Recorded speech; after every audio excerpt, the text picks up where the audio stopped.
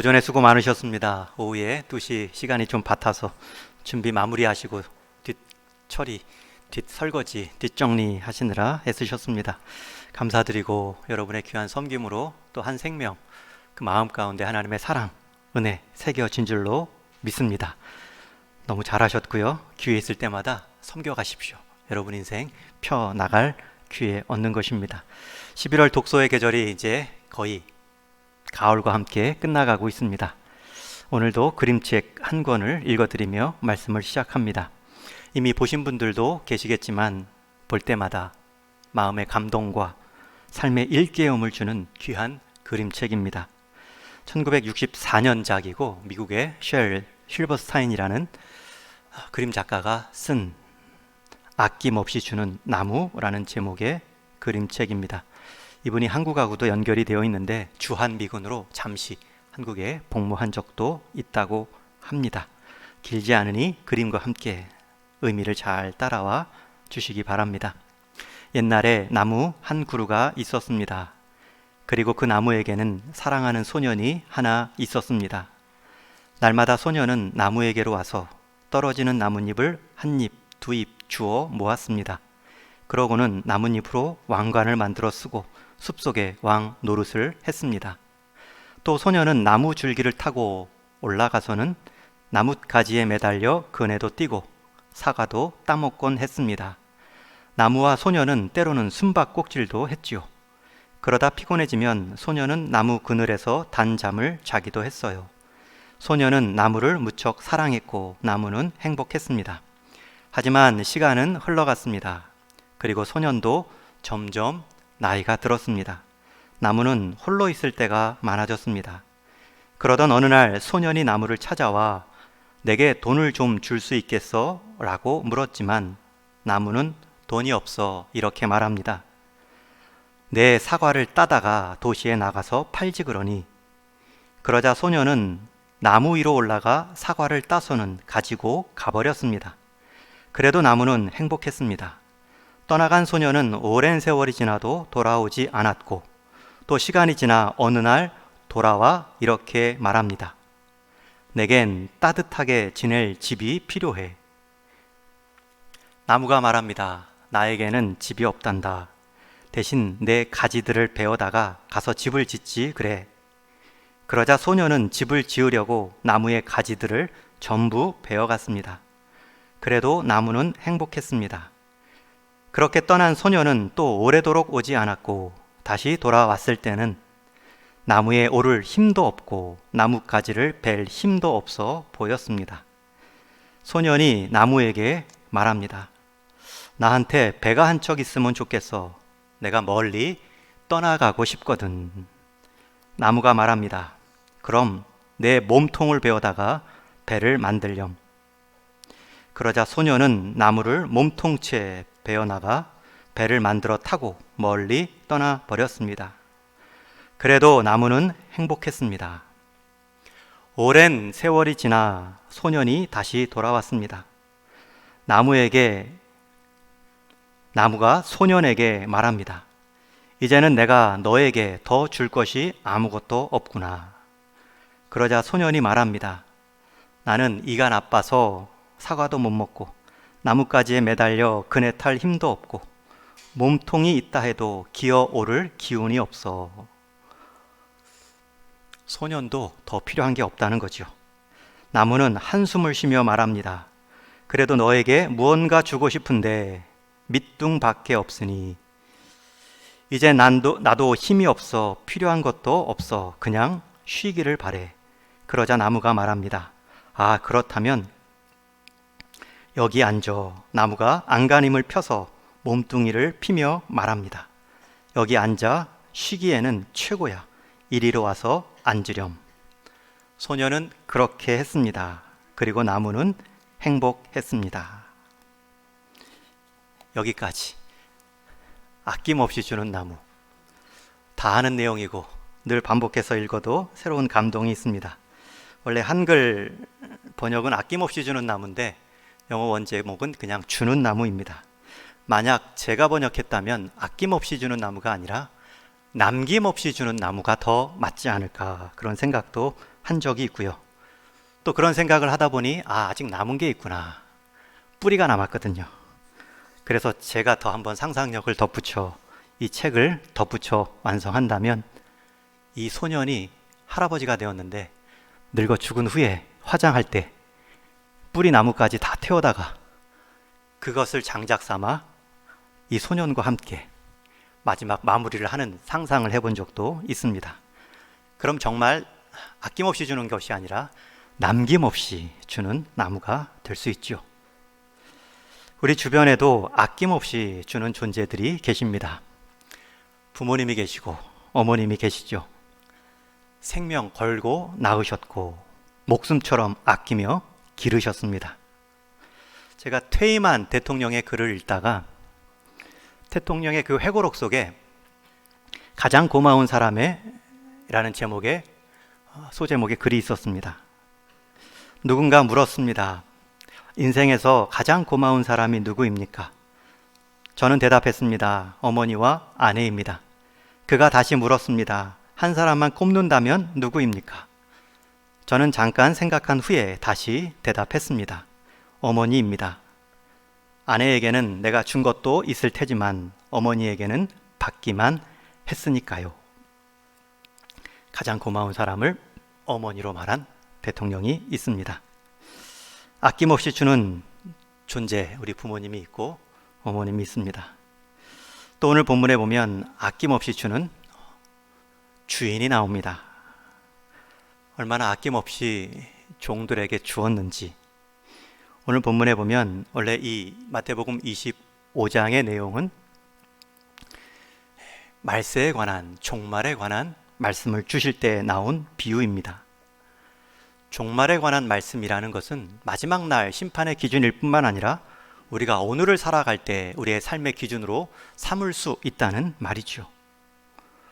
여러분, 사람 기준이 아니라 하나님의 기준이고 마지막 심판의 기준이라면 오늘 내 삶을 평가할 때 돌아보고 반성하고 다시 다짐할 때 중요한 기준이 될 수 있습니다. 그런데 그 말세의 기준을 말하는데 주인이 종들에게 얼마나 아낌없이 주었는지 오늘 말씀 14절에 보면 어떤 사람이 타국에 갈 때 종들을 불러 자기 소유를 맡깁니다. 그것도 각각 그 재능대로 얼마씩 주고 떠납니다. 주인이 자기 아들을 부른 것이 아니라 자기 종들을 불렀습니다. 가장 먼저 생각났다는 사람이고 가장 많이 신뢰하는 사람, 신뢰를 준 사람이라는 뜻이겠죠. 제가 4년 전 3개월 안식월을 갈 때에 우리 최 목사님을 불러다가 이 말씀을 가지고 이사 신방 설교를 했습니다. 제가 떠나 있는 동안 강단을 잘 부탁합니다. 잘 부탁한 것 훨씬 이상으로 잘 감당해 주셨고 또 우리 당회원분들, 우리 재직분들이 빈자리 전혀 티나지 않아 제가 오히려 서운할 정도로 잘 메꾸어 주셔서 잘 배우고 잘 쉬고 선교사님들 잘 격려하고 올 수 있었습니다. 오늘 주인이 달란트를 종들에게 맡깁니다. 자신의 회계사, 사업 파트너, 심지어 자녀들도 아닙니다.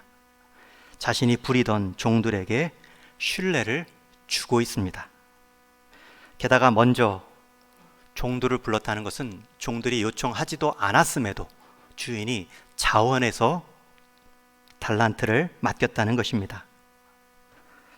당시 종의 신분은 노예로 신발도 신지 않고 살던 사회적으로 가장 낮은 지위의 사람들입니다.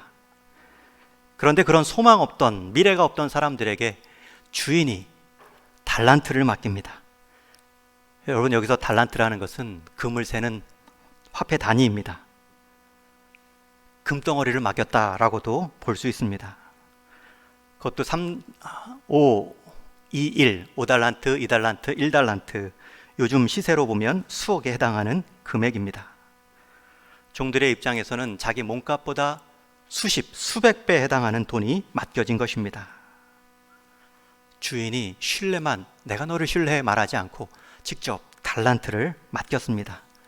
그것도 종들이 요청하기 전에 제가 사업할 기회를 주십시오, 제게 돈 좀 빌려주십시오 라고 말하기 전에 그냥 내 것을 내가 먼저 기회를 준다. 게다가 조금 더 자세히 보면 자기 소유를 맡깁니다. 그것도 무턱대고 맡긴 것이 아니라 각각 재능대로. 이미 주인은 종들의 재능을 알고 있었습니다. 인격적인 관계라는 것이죠.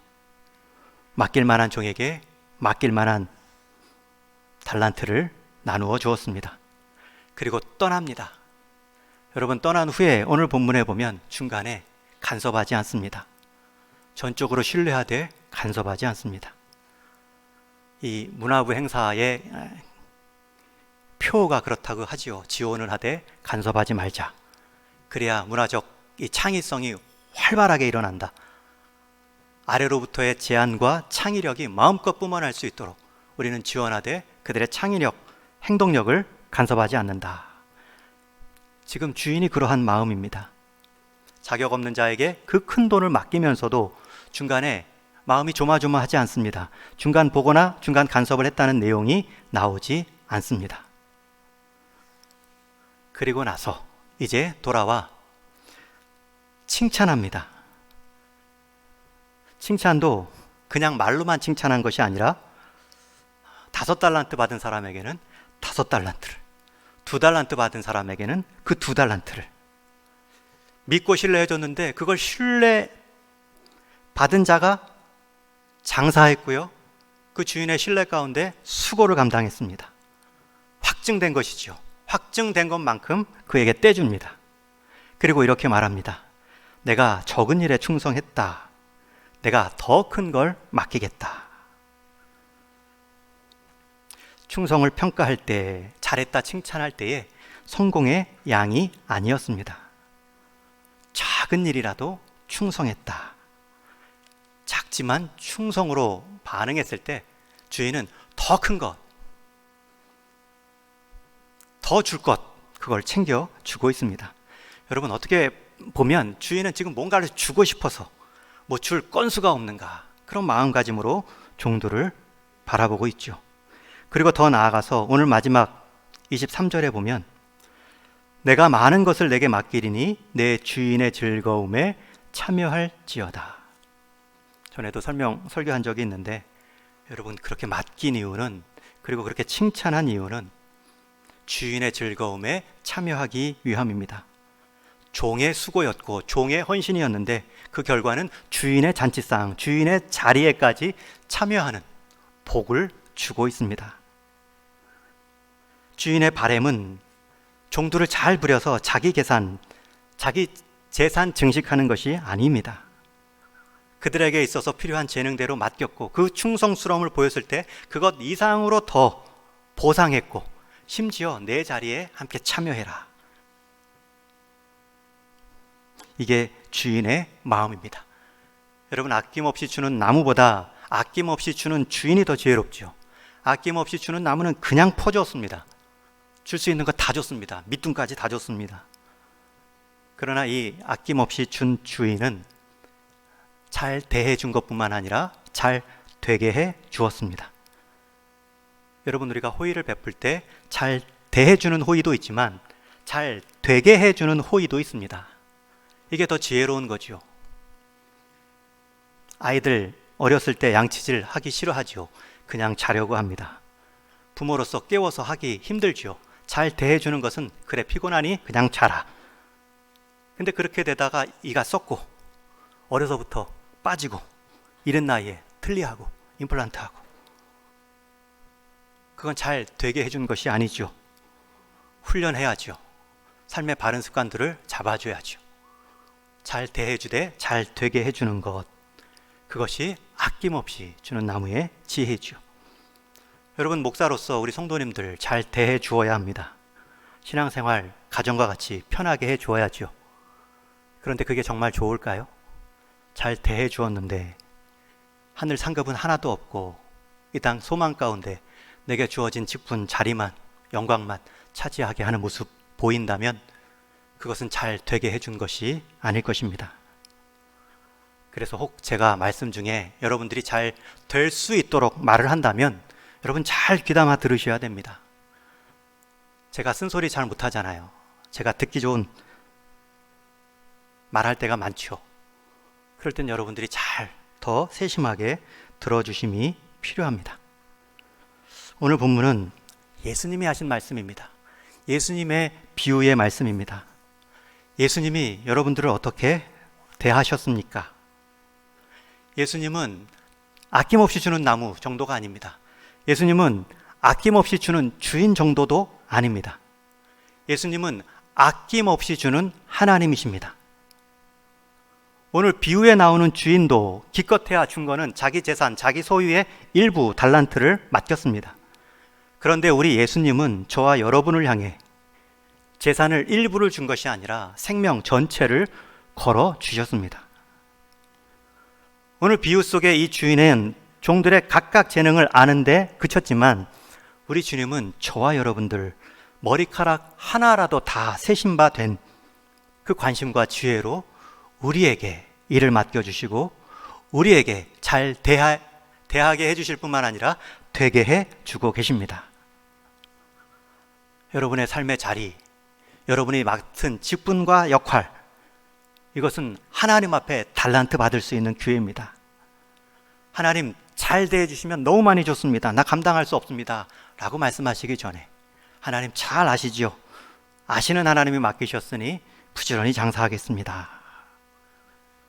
여러분, 결국 하나님의 자리까지, 우리가 신이 된다는 말이 아니라 하나님의 형상을 닮아가는 그 기쁨까지 하나님은 계획하시고 우리에게 직분과 자리를 맡기셨습니다. 바로 그분께서 우리에게 아낌없이 준 참 주인입니다. 남김없이 생명까지 주신 인생의 목자이십니다. 오늘 온 세대 오후 예배 우리 자녀들 다 함께 예배하고 있습니다. 여러분들 부모님들이 집안에서 여러분들에게 신앙교육 할 때 잘 들으셔야 됩니다. 귀담아 잘 들으셔야 되고 그 귀에 담기에 못이 박히도록 굳은 살이 새겨질 정도로 들은 말씀 오늘 목사님이 다시 강조합니다. 여러분, 부모님들은 여러분들에게 남김없이 주는 대상입니다. 그 중에서도 여러분들이 신앙으로, 믿음으로 하나님 앞에서 귀한 일꾼으로 살아가는 그 삶을 가장 귀하게 여깁니다. 세상 안에서 칭찬받고 인정받는다 할지라도 하나님 관계없는 삶을 가장 안타깝게 여길 것이고, 세상에서 조금 모자른다 할지라도 그 성실함과 신실함을 하나님 앞에서 검을 갈듯이, 도끼를 갈듯이 준비하며 하나님께서 부르실 때 한번 쓰임 받는 삶. 그래서 하나님 앞에 착하고 충성된 종아, 내가 작은 일에 충성하였다. 내가 내 일에 관심을 두었다. 내가 나의 즐거움에 참여하라. 여러분들을 잘 대해주는 것뿐만 아니라 잘 되게 해주기 위해 신앙의 지도를 할 때 잘 믿고 따라와 주시는 우리 자녀들이 되기를 바랍니다.